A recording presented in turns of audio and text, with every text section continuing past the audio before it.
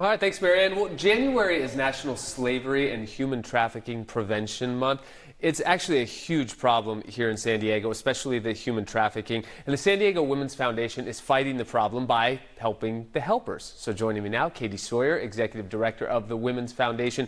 And Katie, you guys basically find the organizations that are doing good work, and then you find out what they need and you help them out. Is that right? Yes, absolutely.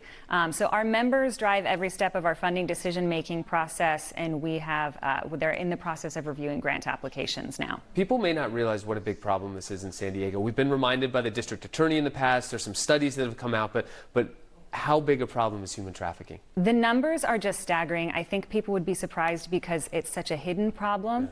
But an estimated 3,000 to 8,000 people in San Diego County are victims of sex trafficking alone each year. It's nearly $1 billion industry.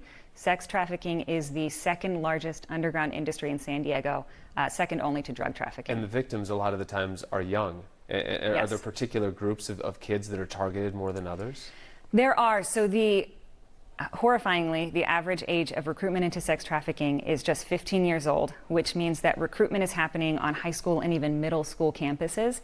A recent study by Point Loma Nazarene showed that they surveyed 20 different high schools in San Diego County.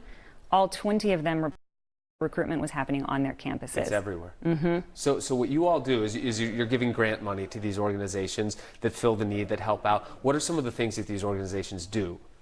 Right. So there's really important work happening kind of on both ends of the spectrum. Obviously, education and prevention is crucially important, especially when we're looking at the young age groups that are affected by this. We want to make sure that we're stopping the next generation from becoming victims.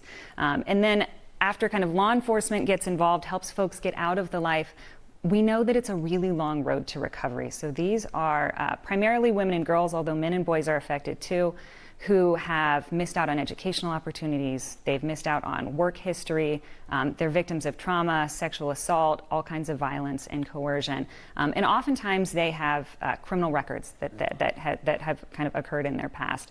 So they need a really wide variety of services, including education, counseling, legal services to help them get those kind of criminal offenses off their record so that they can start putting their lives back together. Well, those groups need money, and you all are giving away about $200,000 in grant money over the next year, so thank you very much. I know you all pick a different cause every year for your grants, and human trafficking was this year, so keep up the good work. Katie Sawyer, thanks for joining us. Thanks, Greg. Yeah, Mary.